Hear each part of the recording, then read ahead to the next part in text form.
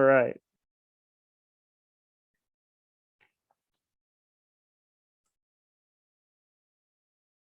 All right.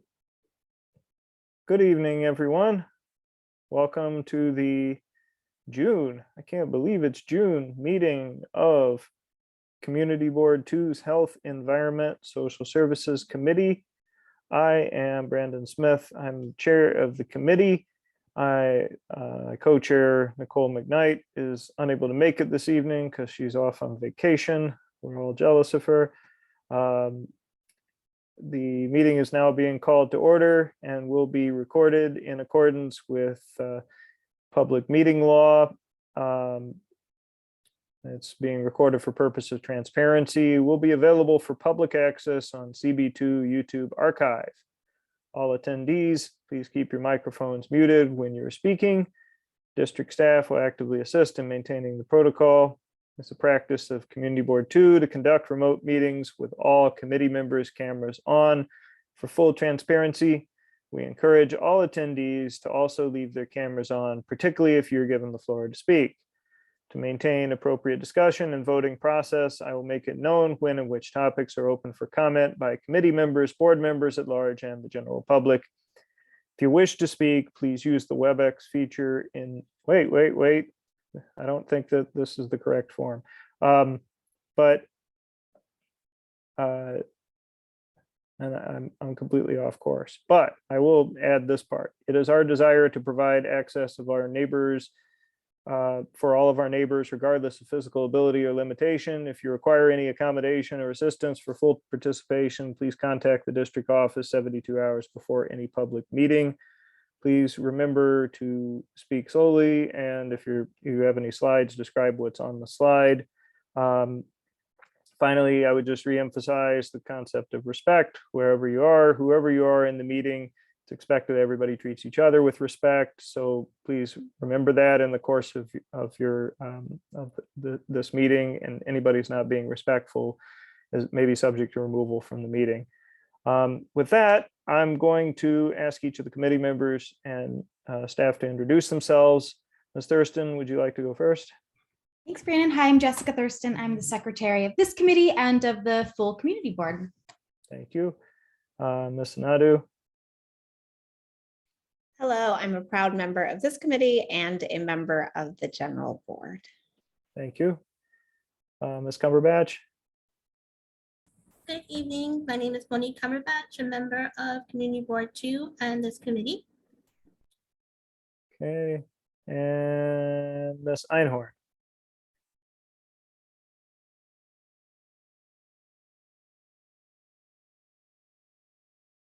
Maybe we can come back to Ms. Einhorn. I'm so sorry. We're No worries. having technical difficulties.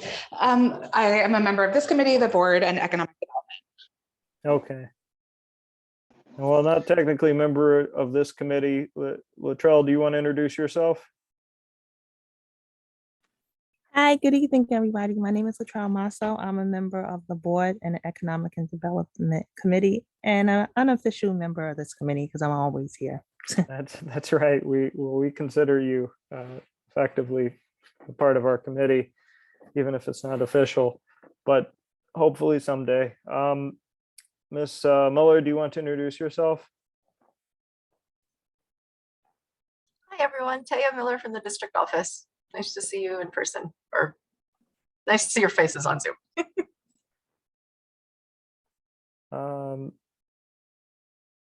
Excellent. I've been advised we have. And me, Brandon, you can't forget about me. I'm not going to forget about you, Melinda. I was just going to say I didn't know. I didn't want to. I'd like to welcome you, Melinda, to the board. And as a board member, I don't know which committee you'll be on, or you may not know yet, but certainly there are opportunities for you to ask any questions of the presentations or applicants at our meeting, and we'll love to have your input, and I'm sure we'll get to know you over the next year in this new capacity. Absolutely. Thank you. Let's see. I don't think I've left anybody out, but now that we have quorum and we can get going, I will commence the evening by asking if anyone would like to make a motion to approve tonight's agenda. Motion for approving tonight's agenda, anyone? Motion to approve. Motion from Ms. Nadu. A second? I second. Anybody oppose or abstain from the way that tonight's agenda is presented? Feel like we should have a different agenda or edits or something? I think we can consider tonight's agenda adopted. Next, the adoption of the minutes from May 2022. They were linked in the agenda. If anybody hasn't had an opportunity to review, but with that in mind, does anybody want to make a motion to approve the minutes of May 2022? I motion to move the minutes from May 22. Okay. I second second. your, oh, wait. Is that Lindsay? Okay. It was. Lindsay seconds. So Monique makes the motion, Lindsay seconds. Any discussions, corrections, edits, something that should probably have been sent already to Jessica? If was. Hearing none, does anyone oppose or abstain regarding the minutes from May 2022?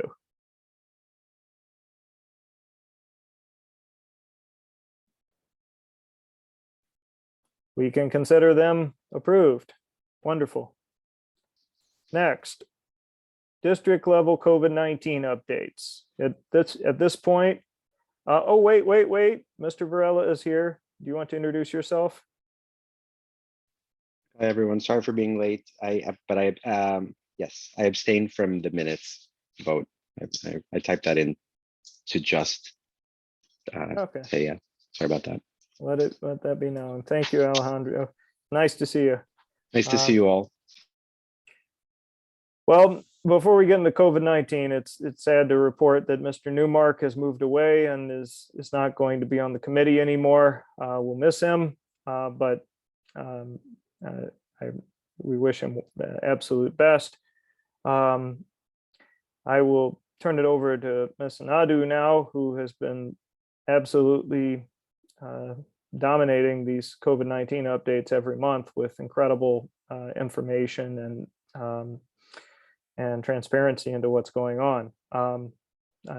Give you the floor, Emily, to take it away and give us your update for the last month. Thanks. Thank you very much. So give me 1 second to share screen. Okay.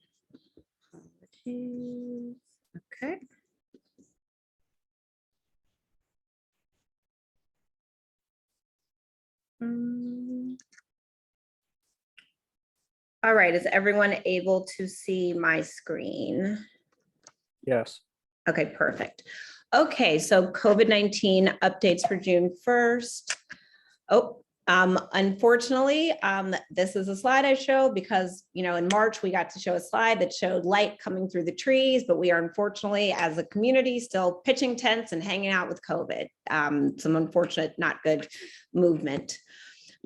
So looking at New York overall, while we're definitely trending in the right direction, which is why you see green here on the chart, these numbers are massive. So last 7-day daily average was 8.5%. So it's decreasing where it had been 10.97% in the last 28 days average. Why that is significant is just for comparison. In April, the 7-day positivity rate was 2.89 compared to this now what we're seeing 8.5 and just coming down from 10.97. So rates are higher than they have been in a very, very long time. Here, when we look at CB2, and the data is cut, the neighborhoods are cut a little differently, but this basically captures CB2.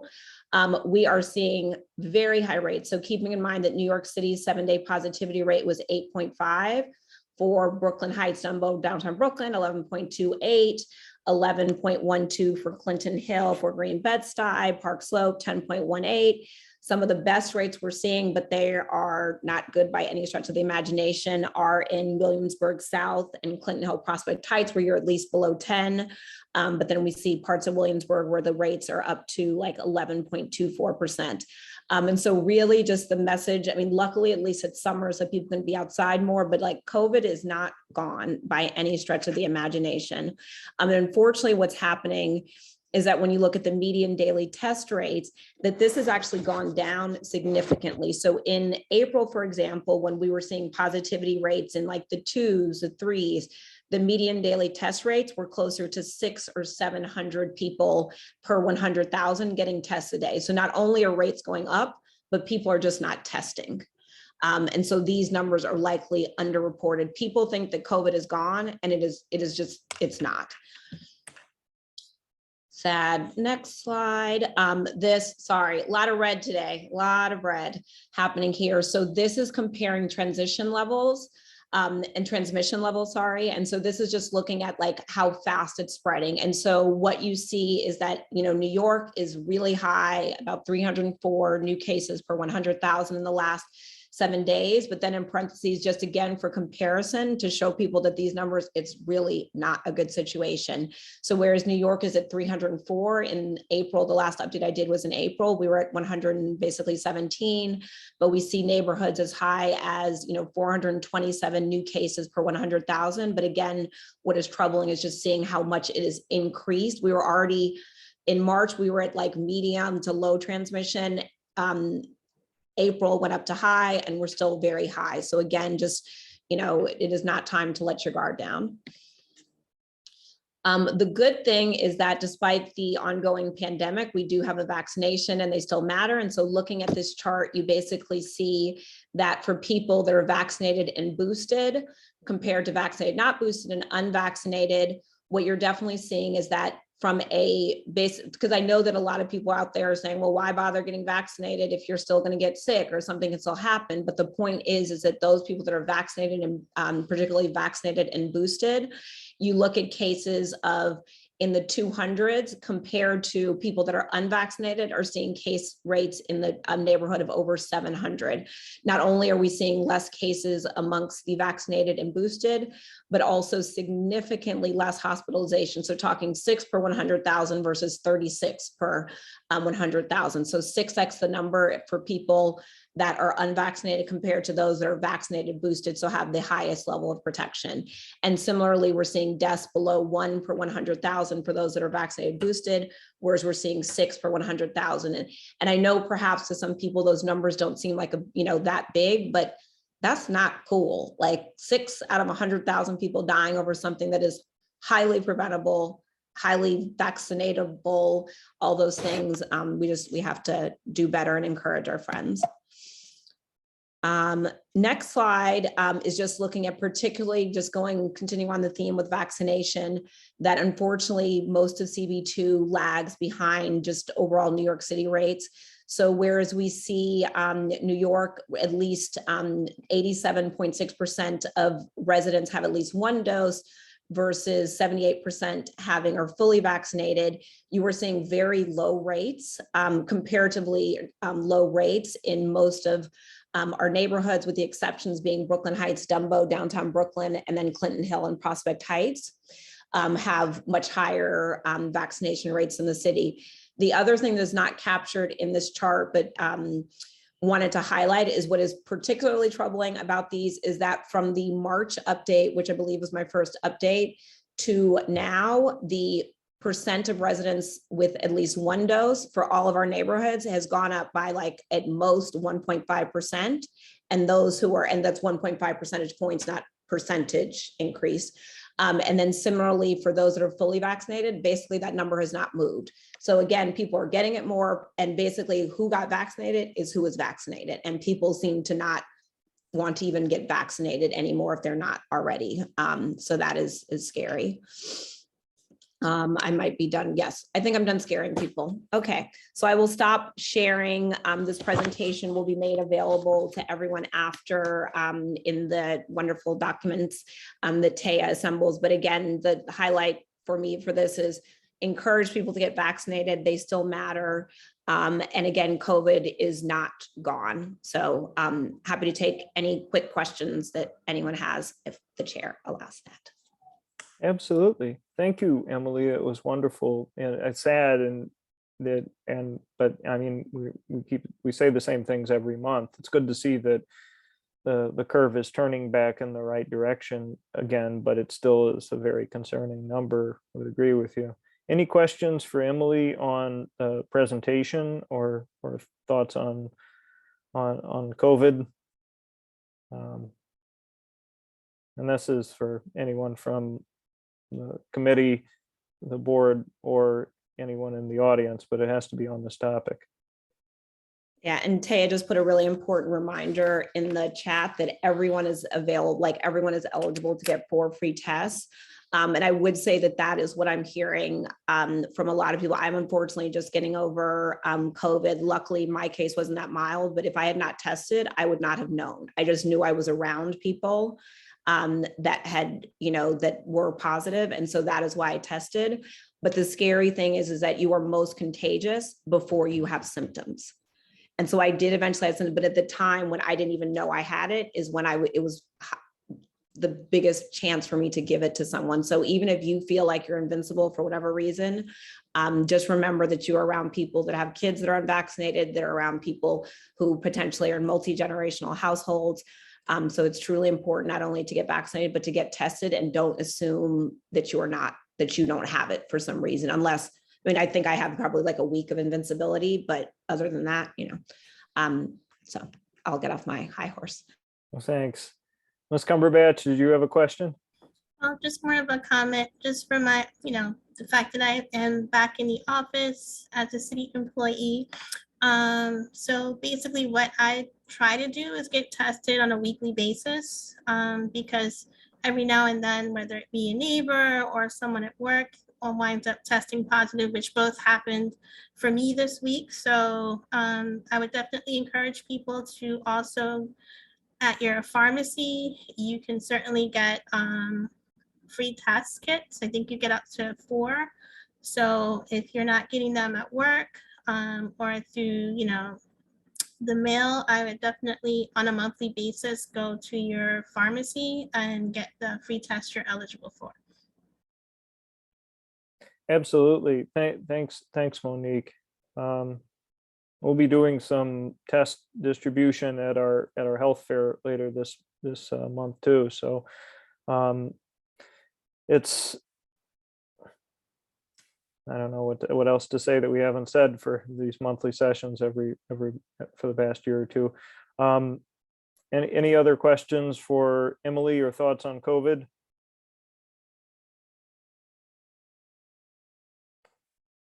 33%. Wow. Well,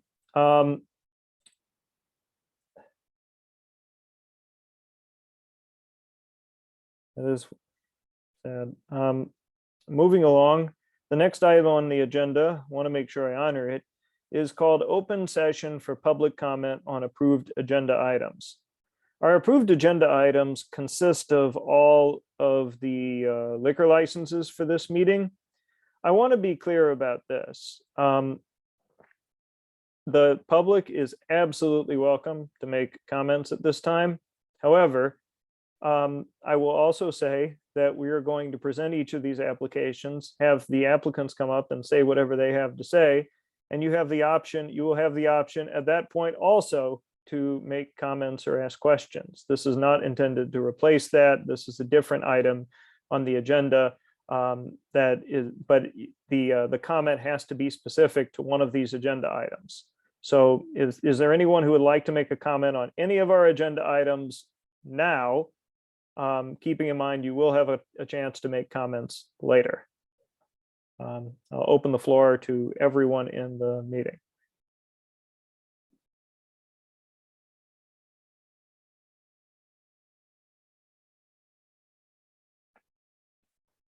And again, we can come back to, and we will have opportunity to have comments on each thing when it comes up. The next item on our agenda are the liquor license application reviews. The first one is an item from last month, which got unfortunately pushed over. And so that everybody has a complete understanding of why, we had some difficulty achieving quorum last month, and it appeared at one point during the meeting that we were not going to achieve quorum because of there just didn't seem to be enough people. So we agreed to potentially put all of the applicants over to the general board meeting and hear them there. But then after we got through the first item and the applicants left, and we were midway into the second item, we achieved quorum miraculously. We were able to vote on all of the other items, and it just left this one item that we didn't take a vote on in the last meeting. Due to our general practice is not to conduct liquor license hearings at the general board meeting. It was the decision to push this over to this month, and I'm sorry for the inconvenience it caused to anybody, whether on the applicant or community side for that, but it's entirely unintentional and part of the process. From here, I want to see if we have the folks from One Water Street High Tide who are here tonight to present. Do we? I'm here. Yes, Alex Pincus for One Water Street High Tide. Good to see you again, Mr. Pincus. Hi there. Good to see you. Tracy John is here, attorney representative. Okay. Now, we did have a presentation on this last time, and I see it's up on the screen now. So we don't need to go through every detail of it here, but I think what would be particularly notable is any communications you've had since the last meeting with the community members, and where you feel that has gone. Certainly, if the committee wants to ask anything additional, they will have the opportunity to. It's my understanding that not much has changed since the last time that you presented a year ago in terms of the business itself, maybe not necessarily the surrounding pier, but I'll let you explain it. Absolutely. So I did reach out to the Fulton Ferry Landing Association after the last meeting, and we've had a productive conversation over the last couple of years regarding the site, and I would say a good working relationship. And I misunderstood. I wasn't able to attend the last meeting personally, so I didn't witness what they said, but I misunderstood the transcript of it. And in speaking with them, it was expressed to me that they're neither for nor against our application, and that their concerns primarily have to do with EDC and Brooklyn Bridge Park itself. And, they have some legitimate concerns, and I understand their concerns. And, we've personally expressed to them that, we will do our part, whatever we can do to try and alleviate anything they can, that they're worried about on the site, and, leverage what I would say, what level of power or connection that we have to these entities to try and assist in, making a safe and accessible site that is beneficial to the entire community. And, we didn't come to a conclusion one way or the other in our ongoing communication, but it's an open channel. And I'm very happy to talk to anyone in the community about how we can do a better job at our venue, or how we can do a better job communicating with other people with an interest in the site, and try and make it a space that works well for everyone. Okay, well, thanks for that, Mr. Pincus. I think for the benefit of particularly any board members who were not here last month, perhaps could you also give a brief overview of what we have in front of us in terms of the application? Absolutely. So it's been some time now that we have had this project on the books.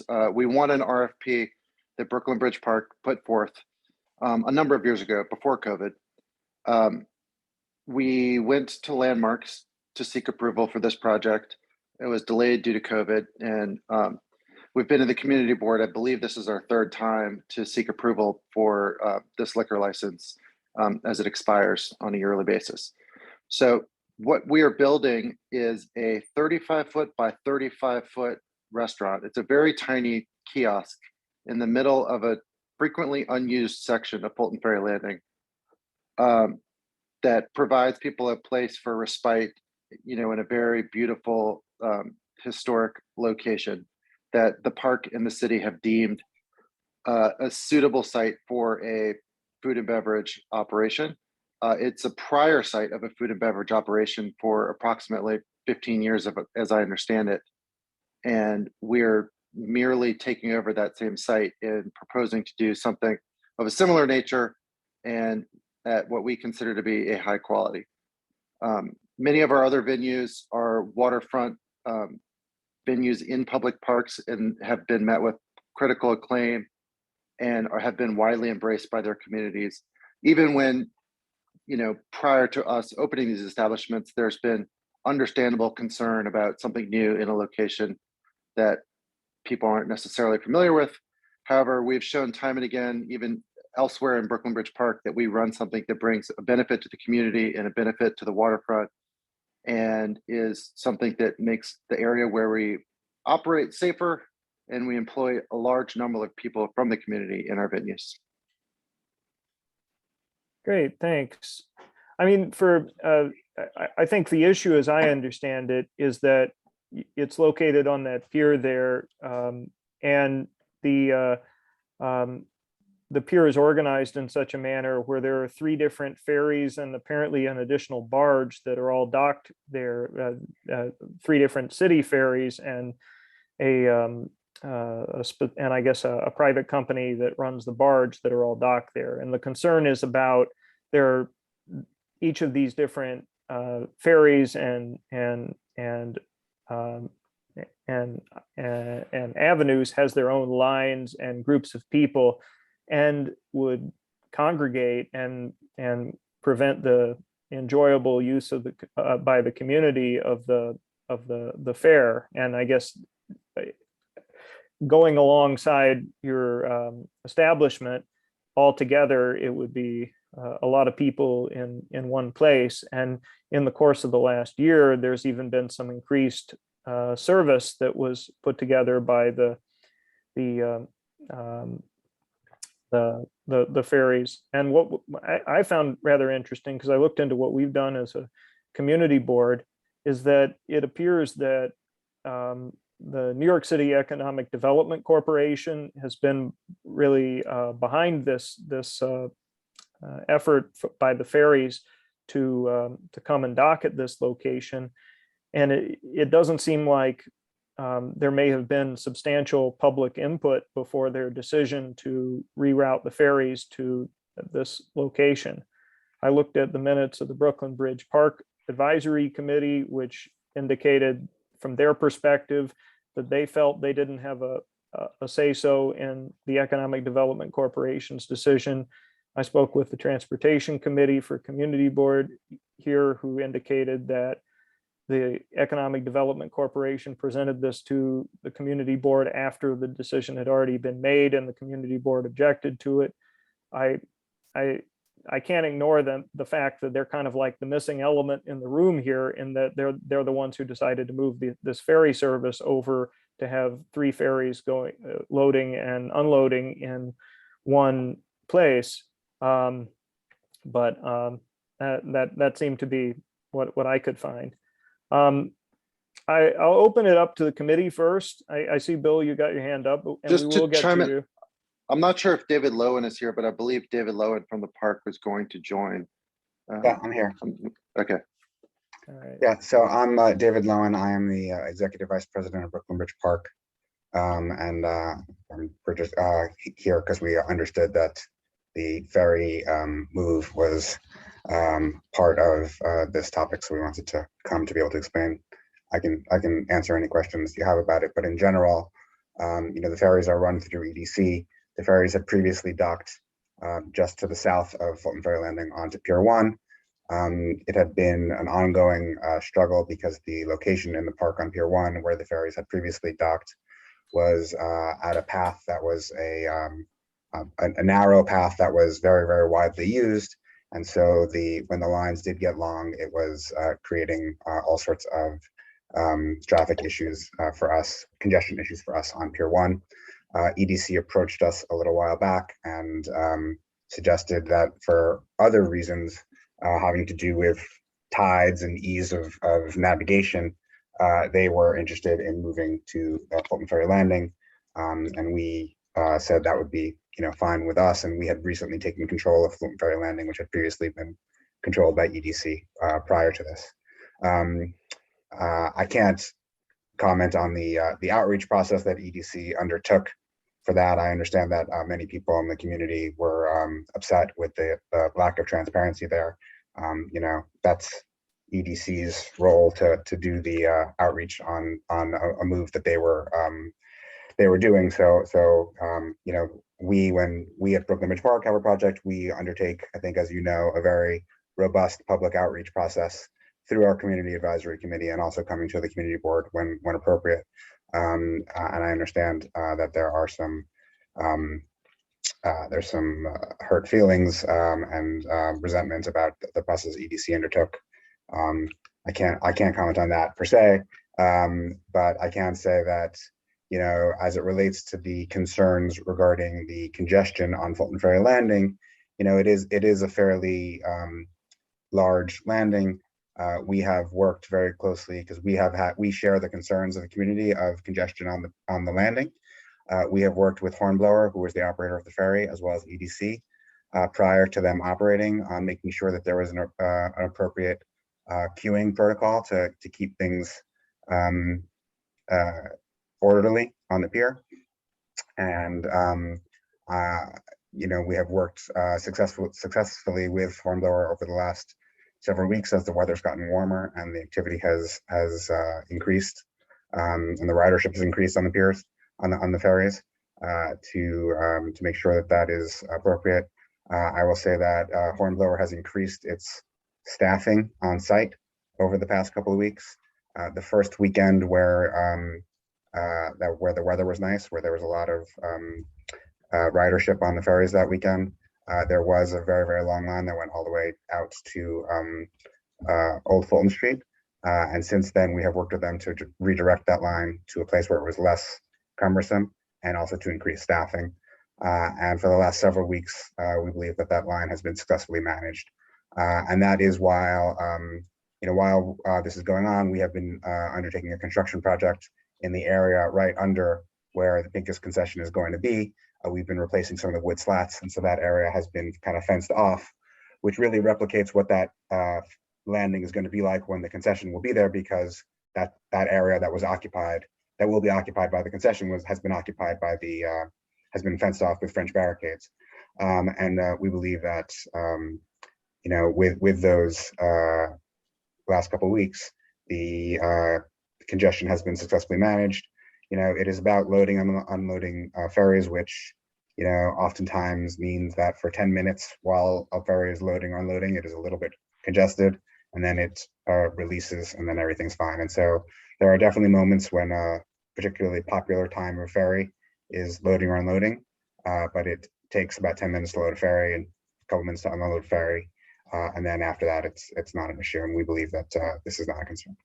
Okay, well, thanks for that. I want to kind of move this back to a discussion about the liquor license here, because to be very clear, our purview as a committee is to review the liquor license for this establishment, not to review the city's move to install the ferries in this and to run them appropriately, no matter how we might feel about that.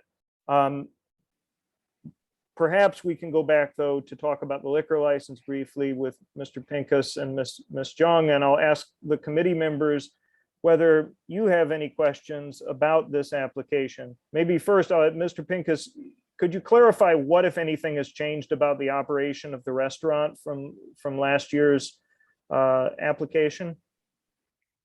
We haven't changed anything regarding the operation of the restaurant. It's Or the like same the as what we physical proposed. layout? The physical layout remains the same.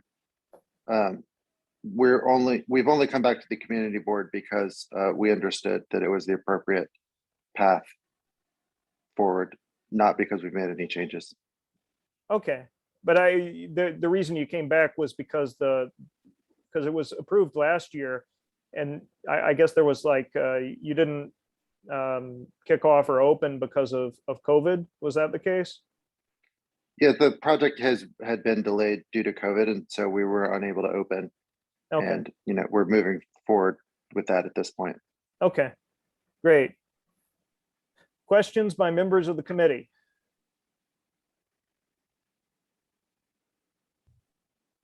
Anyone on the committee have a question?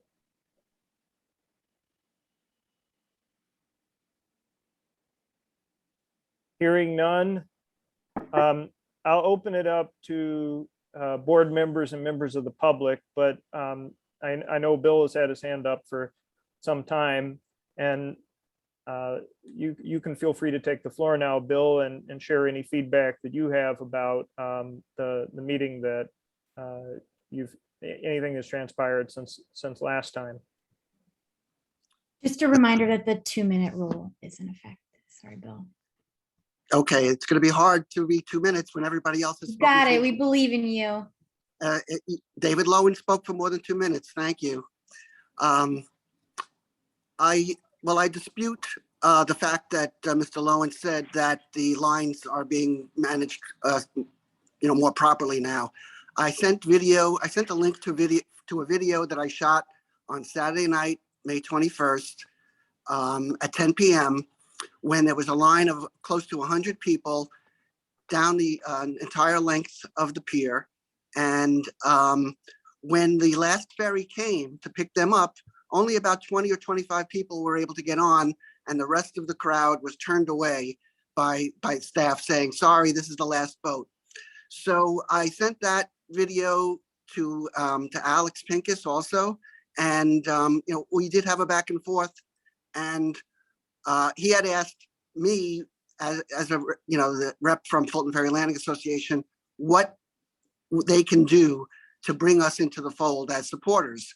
And my response was, yes, you can do something to help, to lobby the Brooklyn Bridge Park and EDC and Hornblower to do something about the mismanagement of the lines and of the ferry routes.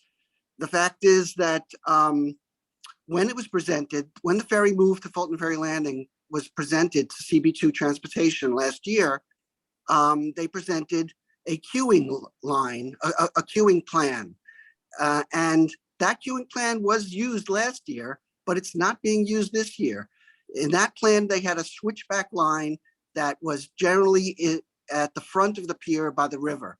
Now the line extends the length of the pier, and the key thing is it would go right past the Oyster Bar concession. So that's the key, and that's where our concern is about safety for members of the public.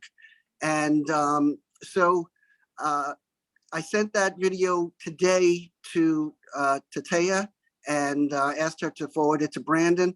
And I know that was at last minute, but I hope that can be entered into the record. And if not at this meeting, that it could be entered into the record for the general board meeting when they vote on this as well. Thanks. Thanks, Bill. Any other members of the public or members of the board who have questions for the applicant or on this application?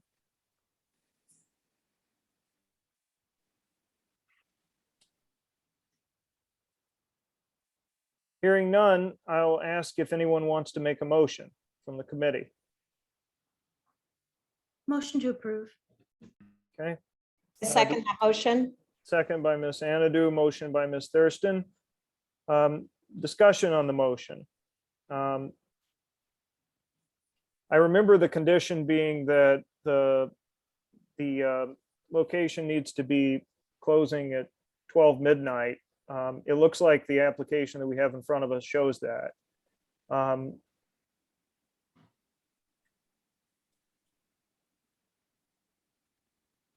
I don't see any other hands up, but did anybody else have any other points of discussion on the application? Ms. Thurston? Yeah, I'll just share that I find it a relatively non-controversial application for us within the purview of this committee. We approved it previously after an extensive discussion. Nothing has changed, and I appreciate that they kept that time because that was an ask.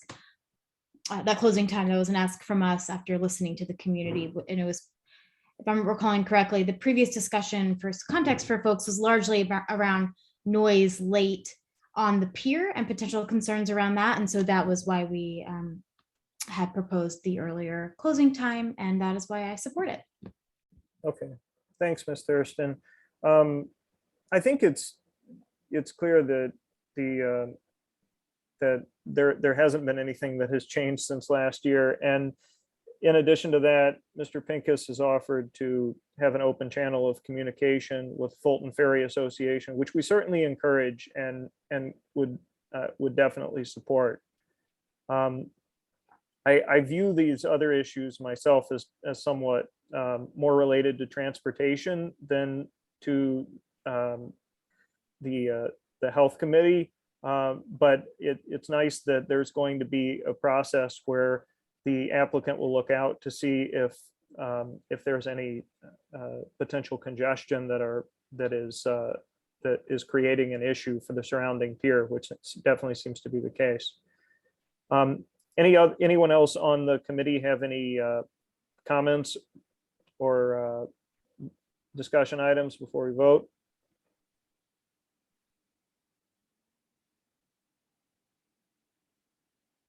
All right.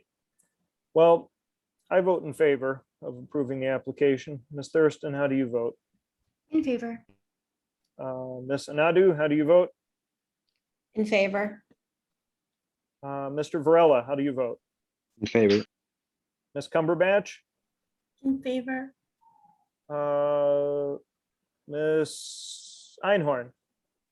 In favor. That should be everybody. Thank you very much, Mr. Pincus. Good luck to you and to the Fulton Ferry and the Brooklyn Bridge Park, and hope that these issues are brought under control. Thank you. We appreciate your time. Have a good night. Thanks. All right, next on the agenda tonight is 895 Fulton Vessel. Do we have somebody here from that?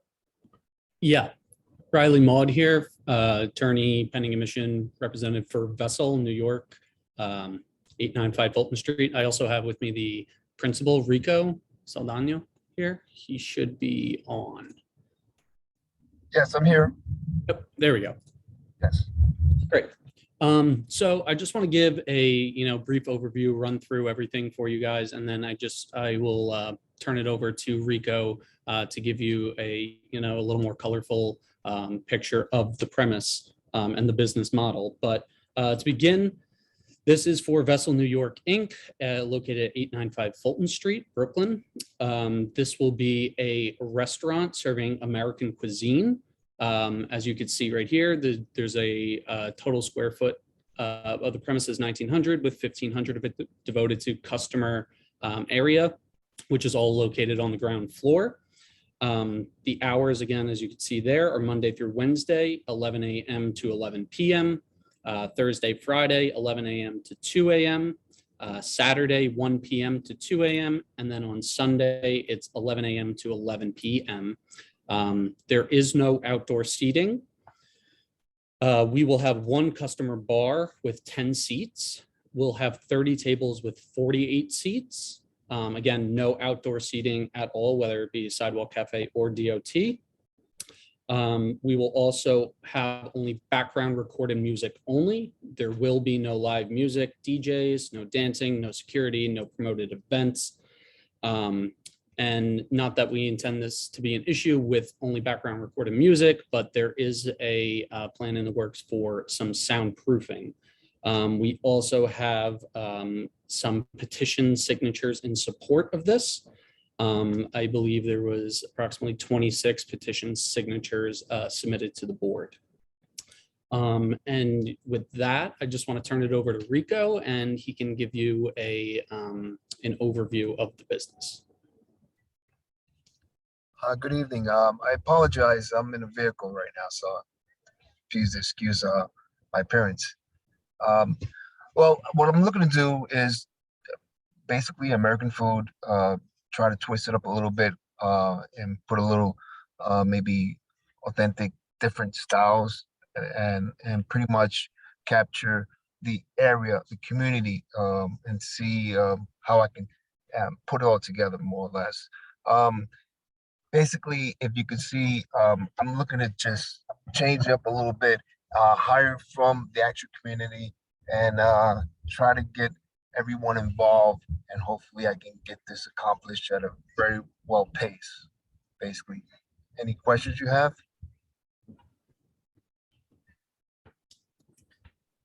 Thanks. What's the proximity to any residents at this location? The residents, they're just blocks away. Basically, there's one across the street. There's a residence, but there's also supermarkets in the area, and there's also the next side is a small little park. So you got residents on one side of the street, and the other side is a little park. But nobody upstairs from your location? Oh no one upstairs. No, Okay. Do you have outdoor seating at all? no outdoor seating. Okay.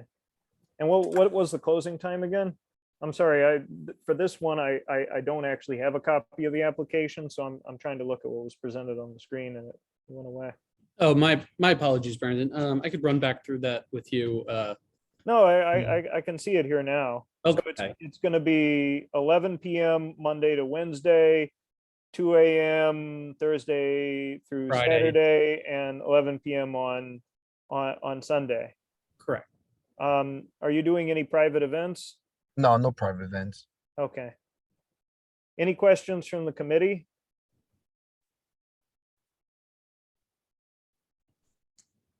Just a quick question. I may have missed this. When do you plan to open, if you haven't already? I'm looking to plan on opening at least next month to do a grand opening. Awesome. Thanks. I know you're looking to hire locally. For everybody in attendance, we often suggest, while it has no bearing on your application, to consider looking at places like Ingersoll Community Center, Brooklyn Navy Yard, and Fort Greene SNAP, which are great sources of Definitely. of I'll people put that in mind.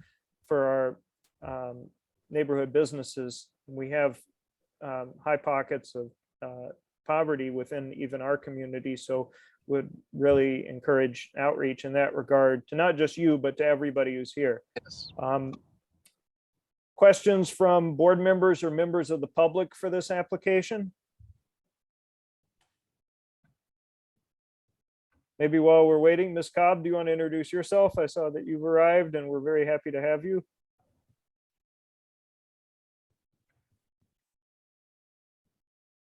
I see you. Hi. All right. Great. I don't see any other questions for the application. Does anybody want to make a motion on this application? I motion to approve. Motion from Emily. I second. Oh, wait, who did somebody else second? Akosua. Akosua, thank you. You've got the second. Any discussion on the motion? Hearing none. I vote in favor. Ms. Thurston, how do you vote? In favor. Okay, Ms. Cobb, how do you vote? Ms. Cobb, are you in favor? We can come back. Ms. Nadu, In favor. Mr. Varela, In favor. Ms. Cumberbatch, In favor. Ms. Einhorn, In favor. second try. Ms. Cobb, for the motion you seconded. In favor. Amazing. Unanimous approval. Thank you, everyone. Thank you. Thank you Good very luck much. in your new establishment. Thank you very much. I appreciate it. Thanks, everyone. Thank you. Next up, we've got 327 Gold, Bot Brooklyn LLC. Somebody here from 327 Gold?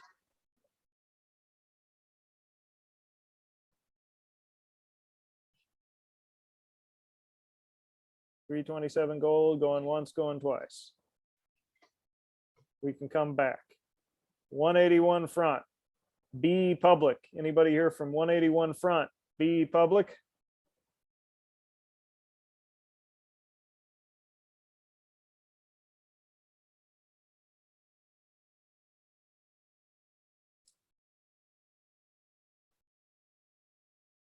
I'm gonna move down to the New Wine Beer and Cider, 53 Bridge, area 53. Have we got somebody here from that location? Yes, we do. Mr. Bernstein, hi. How are you? Great, nice to see you. Good to see you. What have we got? So this is a space that has been operated as laser tag. It's been open for about 4 or 5 years. My client, Jack Gutman, should be here. And they've have a few other places where they operate this as well. You walk in at street level, you go down to a cellar or subgrade level, and there's an area with some lounge seating, and then the sub-cellar below that is where the laser tag actually takes place. The goal here is to open up just the lounge seating area, not where the laser tag is, for a beer and wine license. There'll be some food served. And the idea is that there may be people that, for example, may go with kids, and the kids are downstairs doing laser tag, and the adults want to sit upstairs, and they have an opportunity to have some light food and maybe have a glass of wine and have some beer. So that's really what it's about. The upstairs area only has seating for about 30 people. The hours are 10 a.m. until midnight. I think the last game is booked at 10:30 at night, so everybody would be out by midnight. And that's what it is. Excellent. So what you're looking at right there is the area that would be licensed just on the top of that plan. And then that opens up to, as it says, it opens up to the sub-cellar below, and that's where the laser tag takes place. There would be no service or consumption of beer and wine in the laser tag area. Okay. We're not doing outdoor, or we have outdoor No here? outdoor, No outdoor. Okay. no outdoor background recorded music only. Okay. Have you spoken with Vinegar Hill Association at all? Don't think so. Would be happy to reach out to them though. I'd recommend reaching out to them. They're very interested in the businesses in their area. Questions from members of the committee? Ms. Thurston? Thanks, Brandon. I think I may be just confusing myself. So Donald, I hope you don't mind me asking for clarity. Is this the same one where we had an extensive discussion about neighbors being concerned about folks spilling out onto the street drinking, but that was already approved, I thought. So I guess, am I conflating applications? Do you recall that conversation? I felt like was thinking the exact same thing. Mr. Bernstein, was this presented before the community board previously, or Jack, was that a different location? No, we never presented. Maybe it was somebody else in the neighbor, but it was definitely Vinegar Hill, and it was definitely Bridge Street. a laser tag. No, what was it was a beat the bomb on Water Street, at the corner of Water and Bridge. Okay. Definitely not us. I think maybe that was it. Oh, yeah. Yeah. Yes. Okay. Thank you. That's a good Great. question. I just wanted, that's right. It was VR. Okay. Thank you. I didn't want to conflate things in my mind. I would definitely recommend contacting the Vinegar Hill Association. Yes. We are in touch with the Dumbo Bid. We have a good relationship with the Dumbo Bid. Alexandria, they know about us. We've been in touch with them. Okay. That's great. Any other questions from members of the committee?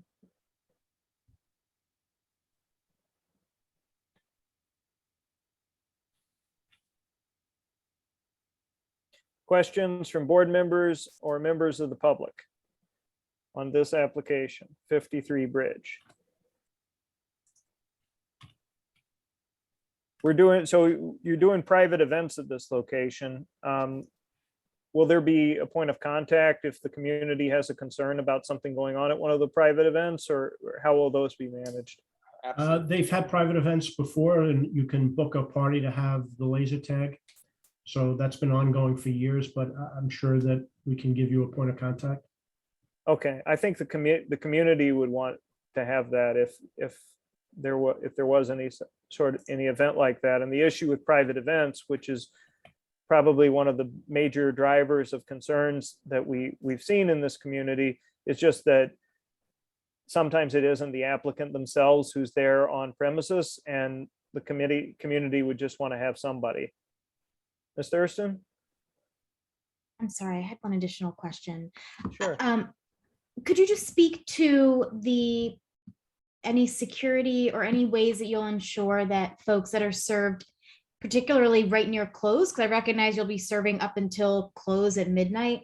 How will you ensure that folks don't spill onto the street with drinks? Because we've heard the concern from the Vinegar Hill Association and want to make sure we can document that. Right. So just a little bit about myself. I happen to have other businesses. I have many businesses in and around Dumbo, Williamsburg. I think I'm well known throughout. I have other event spaces. We work very well with the Dumbo Bid. We work very well with the 84th Precinct. And all these spaces, we always have a direct person of contact. We have security. Because we have so many properties here in the area, we do have a full-time security guard in this neighborhood, which is checking up on these spaces. So again, I think at this point, I've been around. There are probably many names that we can come up, and I think even the Vinegar Hill Association does know who we are. So with all our other event spaces that we are having events running 7 days a week. In the past, we've had maybe years ago, we had issues. At one point, we had an issue where the former Councilman Steve Levin got up and actually said that if Jack Gutman says it, I can vouch for him. We've had the 84th Precinct. We know we are very much in touch with them whenever anything's happening in the other event spaces. So I think we have a pretty good relationship with them. I'm well known. My contact is out there. I have Ari Adelis who works for me, who's my right hand when it comes to these kind of events. And we do have a head security who is primarily stationed here in Dumbo. Great to know more about you, but I did ask what your plan is for folks spilling onto the street with alcohol and how you'll prevent it. When we have events, we have security stationed here, and they are very aware of the community. As a matter of fact, as Jack was saying, we're very involved with the NYPD. Officer Pinckney knows me personally, as well as Orlando, our head of security. He has our information, our numbers, and we're always accessible. And being that this is an existing business, this is not a new business. We've been around already for about 4 or 5 years. There have been private events, private parties have been here. And I'm pretty confident that if there's a way to even to look into whether it's 911, 311, we have not had an incident over here. So the fact that we've already had things going on over here, we do maintain, because as I've said before, I am a property owner in the area. I'm certainly not looking to rub shoulders with anybody. So I think by having what we've done in the past, by having on-site security over here, putting up proper signage, having trash cans, okay, enforcing it the way that we've done until now is probably the same direction we'd go going forward. Yeah, making sure also, we're very careful to make sure security is very aware. Even when people exit the space, they never wait outside. If they're waiting for an Uber, they wait inside the lobby and the Uber picks them up, or they're directed down the block to an area where there is no residential.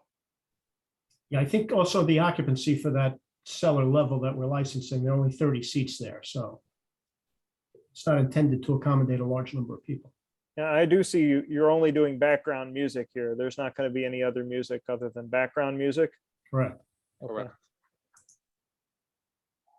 Any other questions or from public, board members, or members of the committee for this application? Aye. Ms. Nadu.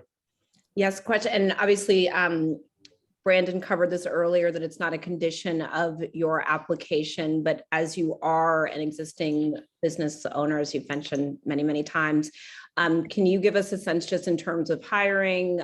Have you, as someone who is an existing business owner, have you had experience hiring and making sure that you are giving opportunities to people in the community, given that we are, then we look at, there's a census board, there's a census tract that bumps up against a census tract in Dumbo where you have a median income of $18,000 next to a median income of $260,000. So with all your many, many businesses, are you giving?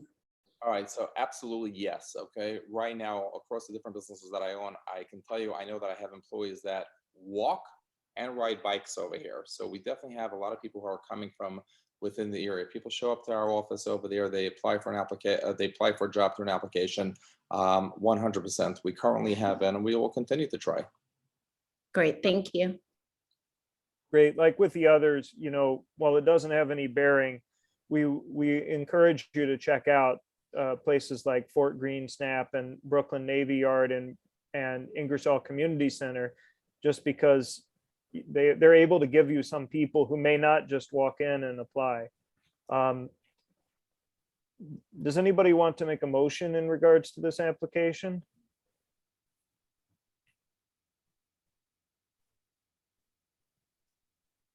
I move to approve. Mr. Varela has moved to approve. I will take Ms. Cobb, Second. although I think she was on mute as seconding it. Yes, second. Yep, there we go. All right. Any discussion on the motion? Ms. Thurston?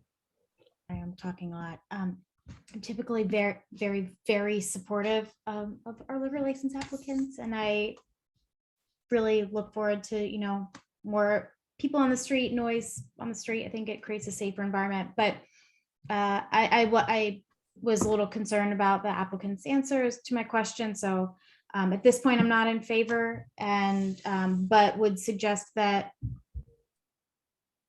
ending alcohol sales at least a half an hour before close would probably mitigate some concerns. And the fact that the applicant hasn't engaged with the Vinegar Hill Association is concerning to me. Thanks. Okay. Well, I think it's a fair enough point to ask, is the applicant willing to commence to stop the alcohol sales a half an hour before you close, which well, the time was midnight when you close? Midnight. Yeah. Yes, no problem. Okay. So we could accept that as a condition of the motion. Who made the motion? Mr. Varela, I Yeah. think. Mr. Varela, do you accept that? I do. Okay. Great. Any other discussion? Will that application be updated with that new close time? That is a point I should remember. Thank you, Ms. Cumberbatch. Mr. Bernstein, if we approve this, we would ask that you update the application and provide that back to the board office. Yes, we can do that. Thanks. All right. Any other points of discussion? Did Emily have something? I'm not sure. Thank you, Alejandro. I shared Jessica's concern in how the questions were answered, but appreciate the move to closing drink sales 30 minutes earlier. So thank you, Alejandro. No problem. Brandon, I was curious. They have been they've been working as this laser tag place for several years. What are the ages? I missed that part. How old do you have to be to go in? All ages, from 6 and up. Okay. So suddenly, you know, if you have a group of 18-year-olds, 19-year-olds, right? I guess I just want to make sure that there's going to be sort of an extra precaution to carding these kids that sort of fall in the in-between ages, right? Where they could be 21, more likely to have fake IDs, that sort of thing. Is that something to be concerned about? So suddenly they've been going there for years and now there's going to be alcohol. Yeah, I think that, I mean, that certainly is a question we've discussed with similar sorts of businesses that have kind of all ages coming there. Would you all have a response for that concern? How underage drinking would be monitored for and what kind of protocols are taken in that regard? Because we're not looking for large groups coming in, and we have a limitation over here, how many players can actually be in the space at one time. And there's no live music over here. So we're not expecting to have, you know, a clamoring of people coming towards the front. It's not like it's going to be an actual bar where people are going to just be lining up. So the idea really is that, look, we're looking to do it correctly. I understand that, licenses can be pulled. The business has been around for years. We're looking to take it to the next level. I'm certainly not looking for headaches.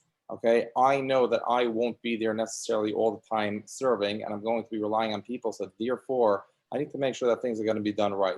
Like I said, I think you're gonna, yeah, I mean, you're gonna have to ID people that are marginal, but in family restaurants, you have children, different types of family restaurants where alcohol is served, and the servers and the ownership have the responsibility to ensure that minors aren't served, and we have to do the same thing here. Right. So I mean, you're going to be understand carding that. people. I think I understand that. Yeah. Are there any sort of like specialized cups or anything like that? Well, Brandon, I'm sorry, I don't mean to interrupt you, but I just want to point out that this is not a beer and wine driven venue. This is laser tag. That's what it's all about. That's what drives the revenue. Beer and wine is providing incidental revenue. That's not what drives this business. I think it is, and they've managed fine without it for years. I think it's just an amenity along the lines of what I described. So I don't think this is a place where there's going to be a large number of sales of beer and wine. So I think they can be vigilant and certainly monitor it as they're required to do. But as Jack said, this is, if someone wants to get a drink, they're not going to the upper level of a laser tag place. They're going to go to a bar. And remember, this is just beer and wine. This is not no spirits here.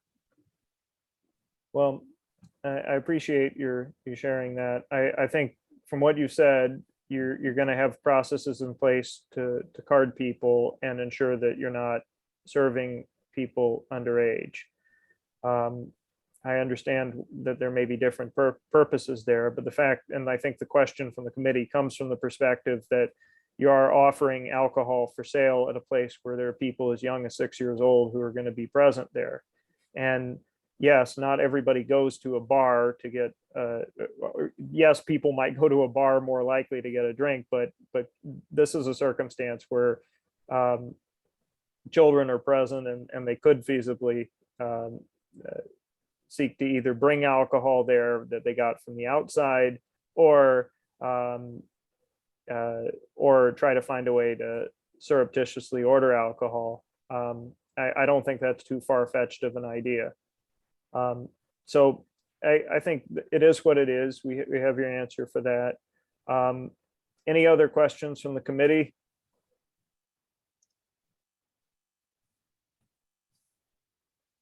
All right.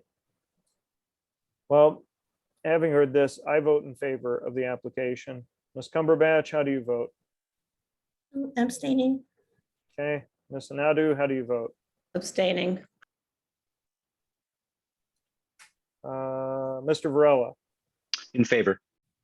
Ms. Thurston, Opposed.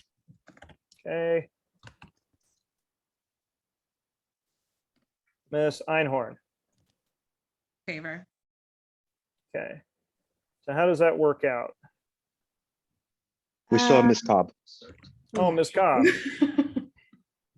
In favor. okay. There you go. So it's 4 in favor, 2 abstentions, 1 opposed. Okay, so the motion passes. We wish you luck in your new location and really encourage you to engage with the Vinegar Hill Association. And we'll do that, and we will get you the 11:30 p.m. close to the office. Okay, thank you very much. Thank you, everyone. Thank you. Thank you. All right. One more time with regard to 327 Gold. Anybody here for 327 Gold? Bot Brooklyn. Bot Brooklyn, your last call. And 181 Front Beepublic. Beepublic. I am here, Jonathan, representing Beepublic. Oh, wonderful. My apologies. I received an email that I think I just misunderstood. It said to keep a lookout for a what I understood as like a time slot And I did not receive that email, so that's why I am late. Well, So I you're here apologize. now. We're ready to hear you. And, you know, it's now, the application is up. Why don't you tell us about your establishment? So my name is Jonathan. I am the founder of Beepublic. We started off as a coffee shop that is based in Dumbo, Brooklyn, and we were open for about 10 months. Our kind of concept was all sustainability. So everything we did really used clean ingredients and had a heavy focus on sustainability and preservation of bees, as in like bees that sting you, hence the name Beepublic. We were open for about 10 months and we did very well. And we actually are moving down the block now, and with a larger space that we could house people and have seating. We are seeking a liquor license alongside our new space.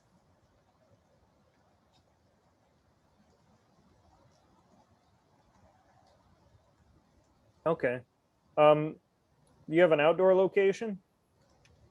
We are looking to get outdoor seating, the same as we did before during the pandemic. Okay, so what does this kind of, what does this kind of look like, and what are the proximities to any residences? We are part of a residence. It is a building that is 181 front.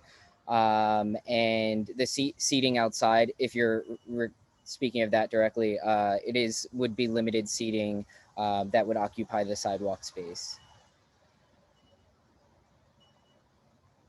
Okay, what kind of outreach has occurred with the residents?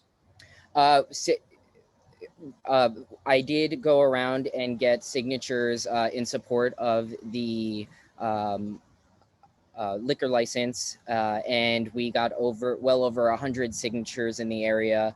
As far as not only discussing with those people in person, but after we closed our last location, which was right down the block, I mean, we've had such support from the community.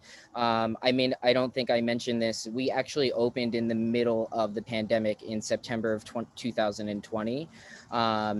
And from the moment that we opened our doors, the community welcomed us, and I have personally cooked. I have been a barista. I have swept and mopped and worked there day in and day out. So I have had a personal relationship with the community as a whole. So I am like all in it.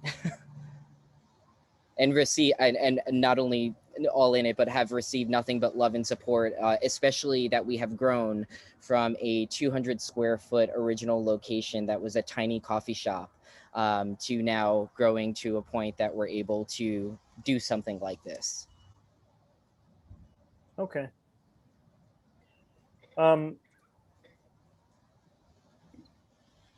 Questions from members of the committee?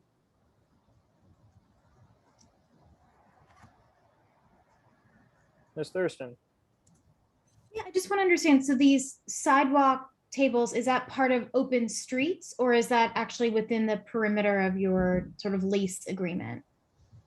A part of the open streets. Okay. Okay. And I'm sorry, just for clarity, when you ask about our lease agreement, are you asking, are we allowed to put those tables out regardless of the open streets? I'm using, well, sure. Yes, that's what I'm getting at is, So all right. in our lease, we are allowed to have tables outside of on the sidewalk. So you are, okay. So you are seeking this license to cover sidewalk seating, which is different from if it was just part of open streets. Okay, I did not realize that. I apologize. Okay, no, that's fine.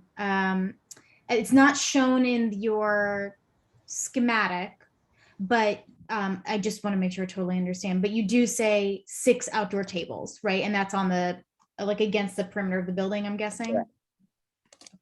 Awesome. And just really quickly, how late were you open in the previous location? Because we were just a coffee shop and cafe serving food, no alcohol, we were closing. There was no set time, to be honest with you, because it was the middle of the pandemic. So some we were kind of playing by ear, where some nights we were open as late as 9, 10 o'clock in the evening. And then sometimes we would close at 4, depending on, how heavy the waves were during the pandemic. Some, especially during weekends, it was obviously a lot more people wanting to do things, so that we would stay as late, open as late as possible. But because the circumstances of the pandemic, we really, every day was kind of a guessing game. Like, are we going to stay out late today, or, and so on. Thanks. No problem.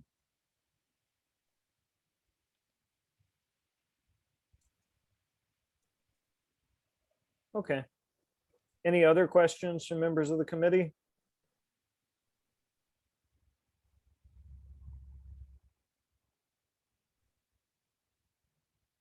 Any questions from board members or members of the public for this application, 181 Front?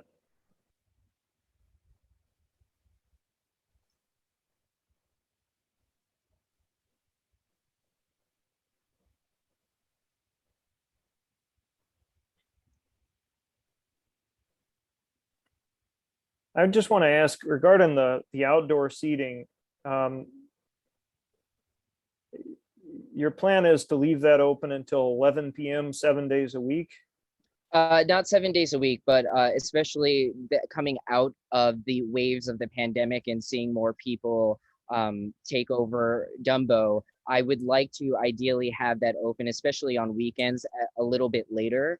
I highly doubt that we would take over that space, sidewalk seating during the week, like a Monday through Thursday, that late in the evening. Typically, Dumbo dies down pretty early during weekdays or school nights, if you will. But I just wanted to at least have the ability to do so if, there are days here and there where it's like, okay, we could stay open a little bit later. Well, this is an issue that we have seen before at this committee, and I appreciate you sharing your background on that. Do you think maybe we could dial the Sunday to Thursday time back a little bit on the outside to maybe around like 10 or so? I would be comfortable with that. Yeah, I Okay. respect that. Yes. I want to be consistent with what we're doing with other places in the neighborhood, and for sure, the streets are very narrow, and there definitely have been concerns raised.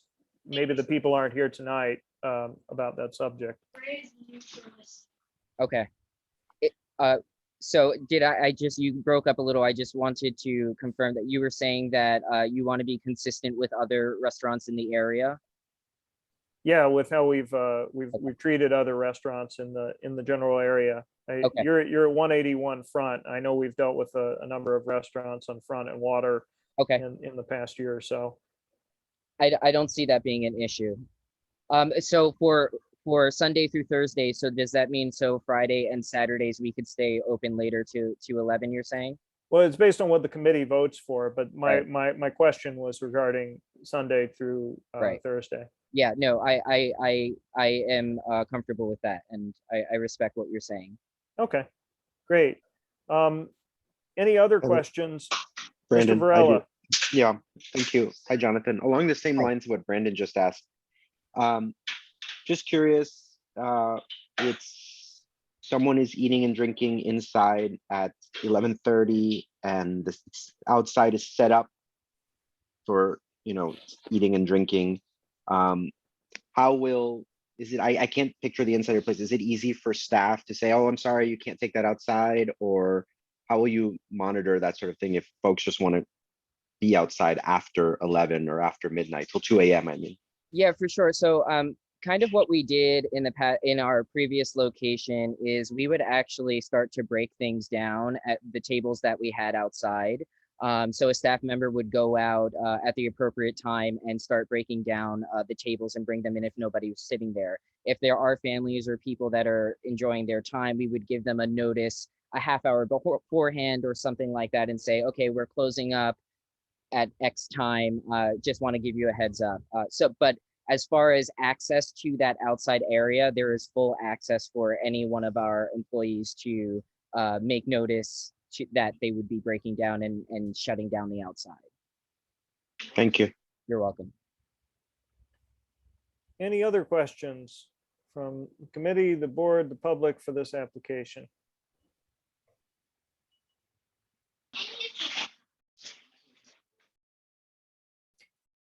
Hearing none, does anyone wish to make a motion? I move to approve.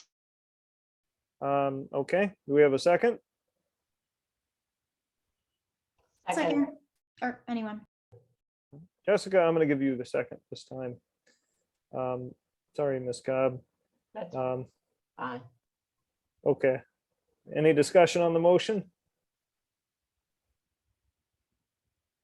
Hearing none, I vote in favor. Ms. Thurston, how do you vote? Thank you. Favor. Ms. Cobb, how do you vote? In favor. Mr. Varela, how do you vote? In favor. Ms. Cumberbatch, In favor? Ms. Sanadu, In favor. and Ms. Einhorn. In favor. I think that's everybody. Thanks a lot. Good luck in your new, with your new service, and wish you the best. Thank you very much. And when we open, hopefully sooner rather than later, you are all welcome. So thank you very much for your time. I appreciate that. Thank you. Thank you. Good luck. Yep. Can I fully log out? You're free to do that if you like, sure. Thank you. Take care. All right, good luck. Next on our agenda this evening, we have a list of renewals. I will go through them all really quickly.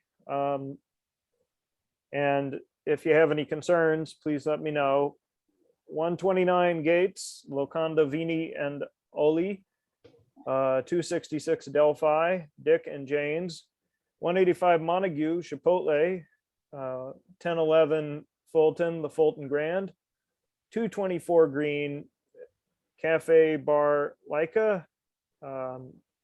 64B Lafayette. Baba Cool. 886 Fulton, Hops Hill. 63 Flushing, Ocean Queen Rockstar. 68J, Archway Cafe.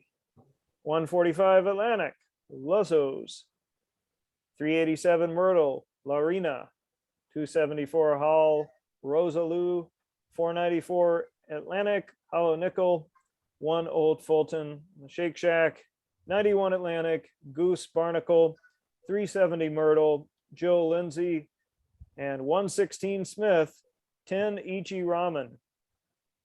Ms. Muller, are you aware of any complaints the board office has received about any of these locations?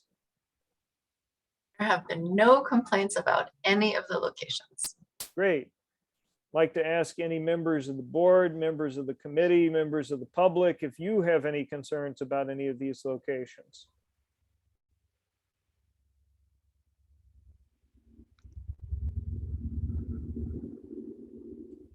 Hearing none, I'll ask for a motion to be made in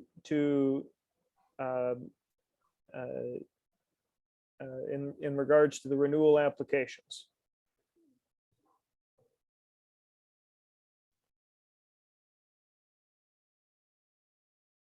Or maybe I'll make the motion. I move to approve all the real. Oh, you were quicker than me, Mr. Varela. I'll second your motion. Thank you. Any discussion? Okay. I vote to approve the renewal applications. Ms. Sanadu, how do you vote? Approve. Mr. Varela? Approve. Ms. Cumberbatch? Approve. Ms. Cobb? Approve. Ms. Einhorn? Approve. And Ms. Thurston? Approve. I think I got everybody. Great. Next up, committee discussion, fiscal year 2024 statement of district needs and budget requests. So I know we've had a few discussions about this already. We definitely need to get these needs documented in the spreadsheet. I guess we have a few that were documented in there already. We just need to get everybody else to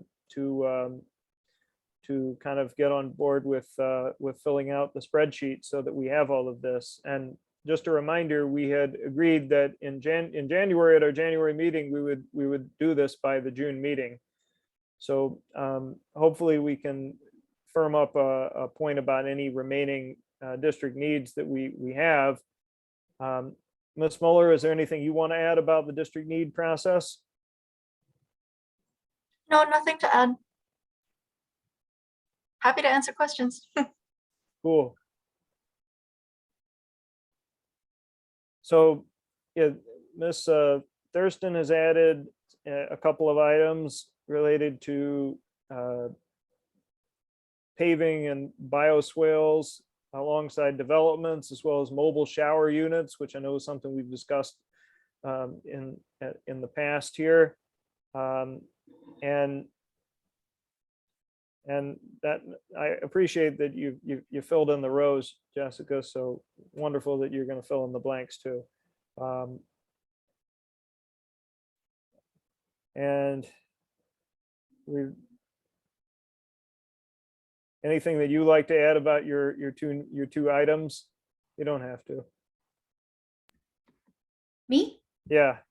No, I don't need to. But I will fill in the blanks. The data that sort of validated things is where I was like, I'll do this later.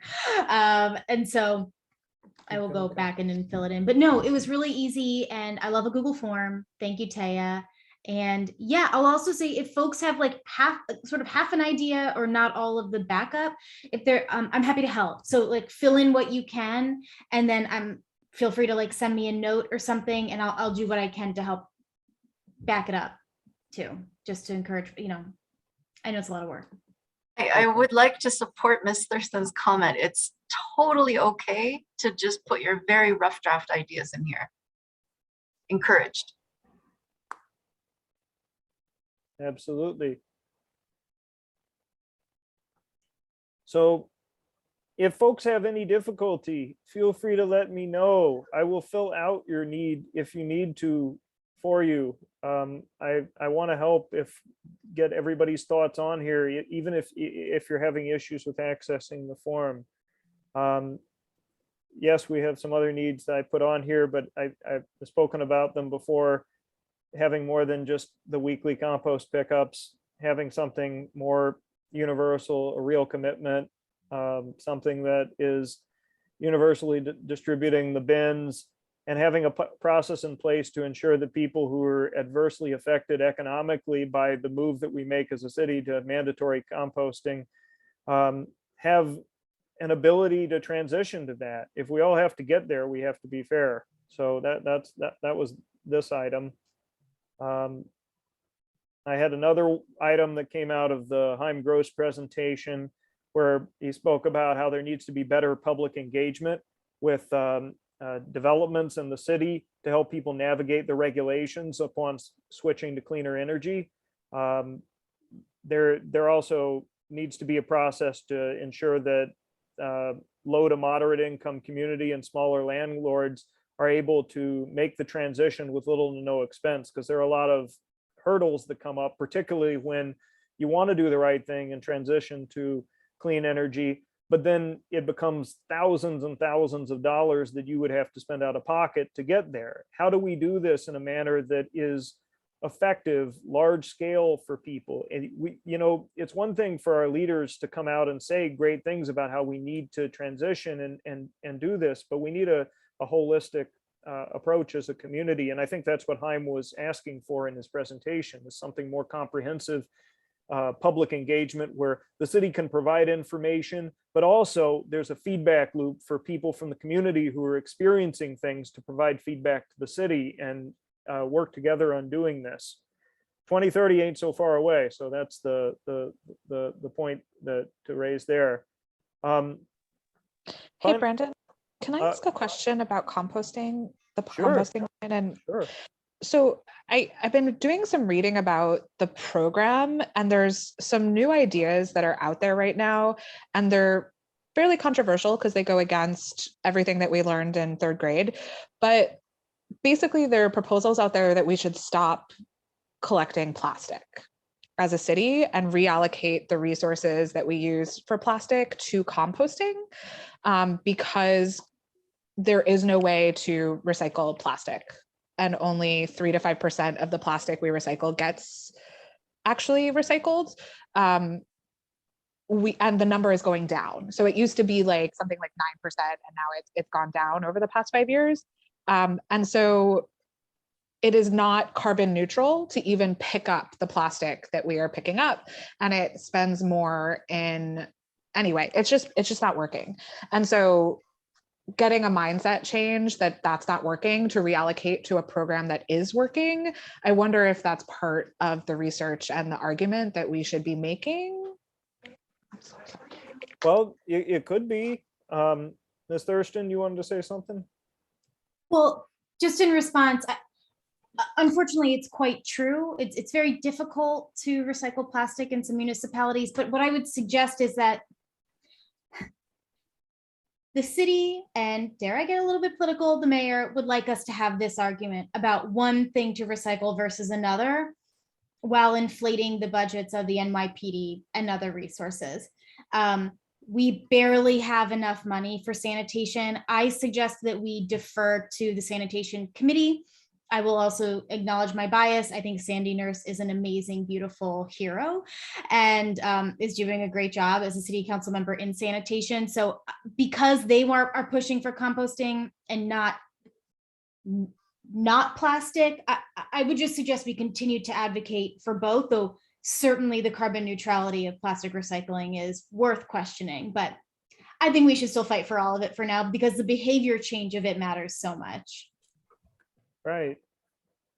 Well, I mean, this is something that we can also try to craft, thinking about the issue. And as Jessica was saying originally, you can just put in some basic information into this. You don't have to fill out all of the columns, and we can kind of go through it. But I also want to point out, Jessica has covered her points. I've covered these other points that are also very like environment driven. And it's great that we are so focused on the environment, but we also have to cover issues like health and homelessness and other kind of typical issues that we've covered as a committee in the past. And rats, I believe, was another thing that had come up too. And various folks at the January meeting had agreed to take these things on, and I'm hopeful that we can take it forward to kind of kind of pull this together. And for those of you who weren't at the January meeting, maybe there's something else that you would like to champion. In regards to other ideas or where we are, I mean, I can go back to what we all did, but does anybody want to provide an update or thoughts or what their plans are in this regard? Alejandro here. I don't see, sorry, and I want to acknowledge that, I have done absolutely nothing for the last 3 months with regards to statement of needs or anything related to HESS. And I apologize for that. But I would like to say that I don't see anything related to poverty here. And so I'll try to tackle that and see how we can shape it. I mean, the connections between poverty and health and social services are abundantly clear. And well, okay, I shouldn't say abundantly clear. They're easy to shore up with data, and I can do that. And I will attempt to do that very, very soon, hopefully this week, maybe even tonight. Okay. Well, that would be wonderful. And you took on quite a lot at the January meeting, Alejandro. I don't know if you remember, but yes, reparations. Well, it was not just that either. There was maternal and child support, prenatal care. Ms. McKnight was going to help you on that. New York City Public Schools having a public health component. I'll do it. And reparations. Okay. So, can you commit to putting those 3 items on the sheet? Feel free to add something else about poverty, but yes. Those well, luckily, all of these are related to poverty, so I can make this work. And Alejandro, I've also been slacking on this. So if you want help or to partner on any of these, I'm happy to help. Thank you. Yes, I may need that. Maybe I'll take a first pass and then ping you to see if you want to take a look too. Perfect. Thank you. All right. I have to Everybody, say, I'm so sorry. The reparation stuff too, it's such a good time to do it because the report from California came out today on how they're going to roll it out. And there's like so much good material out there for the research that's just like right at the surface. Do you mind sharing that, Lindsay? Not a problem. Thank you so much. thank you, Lindsay. And perhaps you could also add something in about dedicated mobile COVID-19 testing and vaccination resources, because that was one of your thoughts from back in January. Are you still up for it? Do you still feel that should be a need? Yes, I think that they haven't figured out how they're going to share resources across the city yet, and it needs to be thought of. And I'm happy to do that. I'm sorry, I've also been remiss. It's all right. Most people have been remiss, and we all love and support each other in that regard. So we'll be okay. We just need to get data onto the form. So that's the goal. One thing, if I may, Mr. Smith, Ms. Mueller, yes. just a super quick reminder, because it was in the chat. If you are looking for anything related to statement of district needs, just pop over to tab number 1, and particularly anything that's bolded. Here's to strengthen submissions, and the last year's responses are here, tab number 2. So if you see any of these and would like to claim it to move it forward, you'll notice that a lot of them have been moved down to the bottom of the list. Parks Committee actually spent meeting time going through this and claiming and copying some over to their request. So you'll see that noted. So all of the last year's responses are here and they're color coded. Okay. Ms. Cumberbatch, are you still okay to provide something about social services for people in shelter? Yeah, because I think in terms of looking at the community district, making sure people look at what services are currently available and doing that matching, and also seeing what services would be available for people when they have to leave the shelter during the day. I think that would be a good opportunity to capitalize on that. Great, that's wonderful. I think it absolutely is going to be a helpful thing for our efforts, and we just need to get you to put it into the form. And thank you for that. And finally, from the meeting, Ms. Cobb, you were going to address rats and rodent control. Are you able to put something into the form about that? What was that? Back in January, Ms. Cobb, you had indicated that you would want to provide a district need about rodent control. And I don't know if that's capping trash cans or having some kind of more coordinated effort in that regard, or a specific place where that's a problem. But the ask is for you to put something into the spreadsheet about that. Okay. Thanks. I would suggest, sorry, there's also the Rat Academy, if anyone doesn't know about that. That's like basically Department of Sanitation comes out, I think, and does a workshop on how to prevent rodents. That, and maybe more people need to know about that. Mm-hmm. What, it's the Rat Academy? Yes. How do I access? I can Google it and see if I can. I'll try and see if I can Google some information and throw it in the chat, but. Okay, I can Google it myself. Okay. It's just Rat Academy. But it's definitely, I think, through the Department of Sanitation. Okay. Thanks, Ms. Cumberbatch. Ms. Anadu? Yes. So not to, just going back to the COVID, Lindsay, on the mobile testing and vaccination,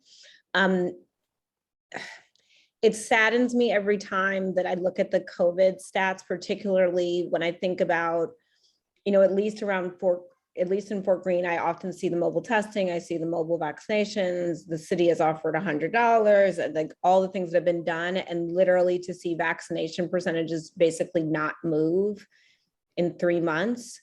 Not saying that it's not important, but I wonder about how much time we invest in something that, I don't know. I don't know, it just makes me sad. I'm just thinking about the effort and like not trying to give up, but could we actually make a difference, or, I don't know. Is your question, should this be a need? Understanding that it's a need, but if we have to make decisions about the things we really push for, is it one of those things, considering that there's been a lot of effort put in from the city and people seem to be where they are, despite, you think about things like $100 is a meaningful amount of money. Mm-hmm. And if you had a family of 4 or 5 people, you could have been raking in the dough just getting vaccinations. And that didn't, like, literally did not move. So yeah, so my question is, understanding it's a need and not at all downplaying it, and it's very sad to me, but just what are we going to do? Well, here's the thing, like that's a valid thought, but I feel maybe that's something we take up when we're prioritizing our needs rather than just getting the stuff down on paper. That's fair. Right now, I've got a list of items that all relate to the environment, which is wonderful. I love that, but it's we need some health items there too.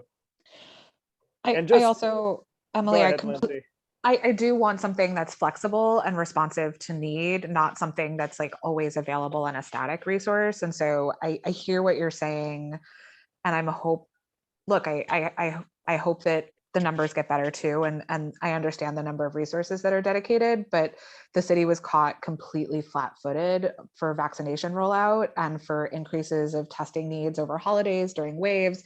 And just full disclosure, Emily, I actually had to write the city's Wave 2 plan. Like, I'm very, very well acquainted with like what the plans are. And I think I can make something that let's talk. I agree. Like, I agree, but I also disagree. So let's like talk about it more a little bit later, I think. Happy to do so. Thank you, Lindsay.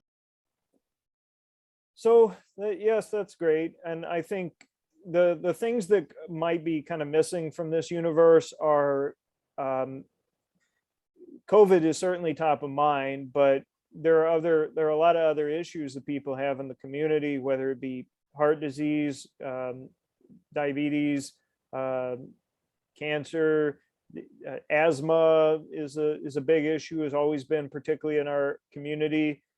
Maybe I'll share around the health profile again, because we want our district needs to always be somewhat holistic in what we're doing. And the one that kind of always gets deprioritized are these issues about sanitation that are very easy to fix sometimes compared with, but having a better containment of trash in one area or another. Is there an area where trash is piling up in your community, or there's an issue with availability of services? Those are some kinds of things that drainage issues, storm drainage issues are another issue. But I think we have that a little bit with what Jessica was getting at with the bioswales. Anyway. And one thing to your point about environmental versus health is that things like rats and roaches are linked to asthma. Like they're 100% linked to asthma. So actually helping with those actually does get to like a health. Absolutely. So love that as holistic in many ways. Well, yeah, if we can get something about the rats and the roaches on the sheet, I'll be happy. Or about the status of this. Ms. Cobb, I'll help you with that, just because we can, I can provide some information to you just about like the linkage between roaches and rats and rodents and rats. Rodents and roaches. The roads. And I also kind of feel like maternal health is something we should continue to keep on the agenda. I noticed that throughout the year, like we put a bunch of good stuff on there last year, but The borough president is very big on this with the task force, and we still are getting these providers who come to us and they don't have great support plans for people who are expectant mothers or advocates, or using like midwives, or even hooking them up with that app that came and presented to us a year ago, the Resilient Mom. So maybe there's something we can do there as well too. Any other thoughts on district needs, budget priorities? I would like to add that in the 1970s in Canada, in Manitoba, there was a program that was carried out by the Canadian government called it's referred to now as Mincome. It was like a sort of a basic annual income, and it was an experiment in which they gave 2 towns a significant chunk of money every year, essentially to bring them above the poverty level, significantly above the poverty level. And it varied depending on how much money the family made. They would subtract a little bit. Anyway, the program only lasted 5 years because then a more conservative government came in and decided that, and there was all sorts of recession stuff going on. There was no final report issued, but public health workers sort of parsed through the data, and what they found was that in those 5 years, having given people that money, all of these problems that we try to attack piecemeal. Oh, we need a program for this thing. We need a program for that thing. We need a program for this thing. Oh, and don't forget diabetes, and don't forget asthma, and don't forget heart disease, and homelessness, and you name it. All of those things decreased on their own because people had the means to take care of themselves, the dignity that comes with being able to take care of yourself, the decrease in stress that comes from the dignity that comes from being able to take care of yourself. I know I'm preaching. I'm just saying that that's important, that we should keep that in mind as a health committee, that we are attacking all of this piecemeal, but there are upstream things that could happen that would make it all of these other downstream things easier. And so anyway, I'm going to propose that as an item on the statement of needs as my sort of poverty health issue. That will be great. I will look forward to seeing that. All right. Or to seeing everything in the document. We're on it, Brandon. Yeah, that's right. Miss Einhorn, you wanted to say something? Yeah, I'm curious about seeing what people think about requesting a safe injection site for downtown Brooklyn. The Manhattan response has been pretty good. I think people were expecting a lot of issues with them, and there haven't been. And there have been lives saved. I think the level of specificity, as Taya is putting into the chat, I think sometimes we don't do enough things that are like very specific and easily fundable as like one line item, and this might just be one of those things. If you feel like this is a good idea, Lindsay, I would commend you to put it into the sheet. I think we can certainly value the worthiness of any of these items at a later point. But I'm not averse to having that. That's actually been something that's been suggested by some of our prior presenters here. Cool, I will add it. All right. Anyone else have any other district needs or budget priority related items? The prerogative is put it in the sheet. Find a way to document it, even if it's just piecemeal. We can work to get it to the right place, but hopefully that will be the solution, because we're not meeting again until the early fall. But I'll be checking that sheet and looking to see who's adding. So please add. There may be follow-up emails. All right, I'm going to move ahead to chairperson's report. I won't report on too much, but I will say we did a hearing last night on the 316 Atlantic homeless shelter, and I think it went pretty well in that the provider gave a lot of answers to community concerns and questions, some of which were very detailed about square footage of this and availability of, and how they're going to manage X, Y, and Z circumstances. The Black Veterans for Social Justice, or I think that's the name of the organization, is are the providers there, and they've done other similar sort of places in Brooklyn with similar numbers of people, and it was a good discussion. We had about 54 people there. People submitted questions in advance, and I think overall it was pretty productive. I don't know if anyone else has any opinion from those who came, but I think it was a good resource that we were able to partner with Councilmember Ressler on as a community board to provide that information to the public. Aside from that, I just want to make my big pitch for everyone on the committee, particularly, to mark your calendar for our health fair on June 25th. The run-a show is specifically going to be from 10 a.m. to 4 p.m. that day, but the real breakdown is like 10 to 11. We're going to be kicking off. We're going to have a DJ.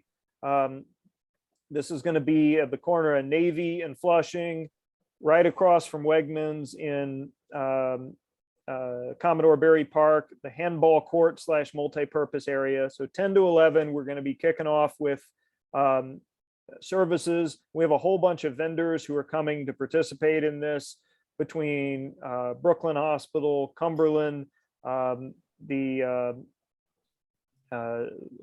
Metro Plus, the Brooklyn Public Library. There are a million different people that we have contacted in this process, providing support from blood pressure to Alzheimer's to COVID tests to a number of other things that I can't remember off the top of my head. But from 11 to 12, we're going to have some elected officials and dignitaries who've agreed to come speak. Borough President Antonio Reynoso has agreed to speak and attend, which is really wonderful. And Councilmember Ressler will be there, in addition to some other officials and dignitaries, some whom we're waiting to hear from.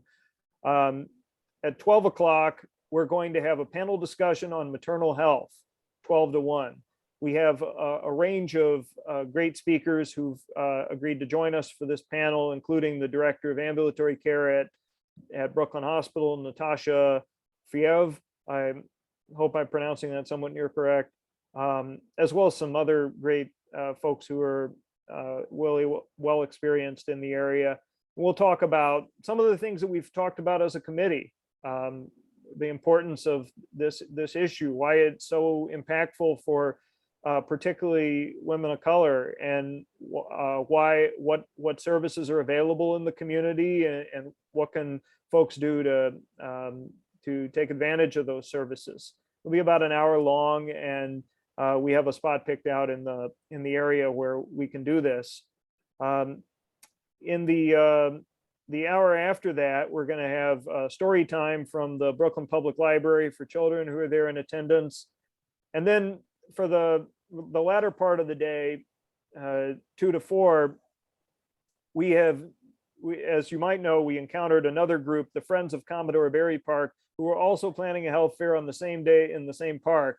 And they've agreed to partner with us. And one of their endeavors is hopefully to do a puppet show for the kids that they have been putting together. I don't know where the logistics of that are going to go, because there's been some construction in the park that seems to maybe impact it. But regardless, we're going to have our services, we're going to have our materials, we're going to have our vendors there all day long. And it's going to be a wonderful event. And this is the first time our community board is doing anything like this, and it's coming from our committee. So I really feel it's important. If you're on vacation, no worries, because like you're out of town, do your thing. It's the summertime. But if you're around and you are able, I really hope that we can get a good committee attendance at this event, because this is us, and this is something that we've hoped to do. And really credit to Latrell, because she's been pioneering the outreach on behalf of all of us. And we're going to have a really notable event as a result.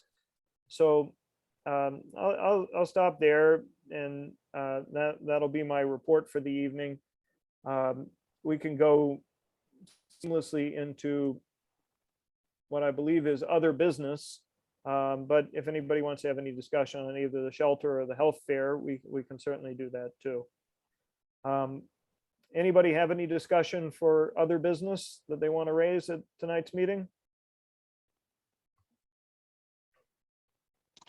Hey, Brendan, can we share the flyer with the entire committee and ask that they try to publish it through their own networks as much as possible?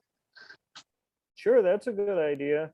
I'll share it around with everybody. The flyer is kind of a work in progress because every time we get these new businesses that are joining us, we update the flyer with the logo. But I'll share the latest version around with everybody, and would really encourage you to share it with your networks of people, particularly anybody who lives in the area, Fort Greene, Clinton Hill, close to the park. It's going to be a really fun event, I think, and we're going to do it really well. And I know Lenny is committed to supporting this too. We're grateful for that. So we'll share around the flyer, and anything else anybody else wants to comment on in the way of other business, I'm happy to do that now too.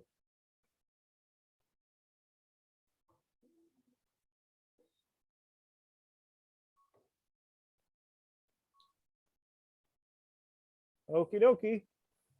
Well, where are we next? We have community forum. Members of the community, not regarding any business. I do see we've been joined by Mr. Harrison and Mr. Andrews. Hi, Mr. Harrison and Mr. Andrews. Nice to see you. We are here at Community Forum though. So anyone from the community want to make a statement? You get 2 minutes. We'll be happy to hear from you.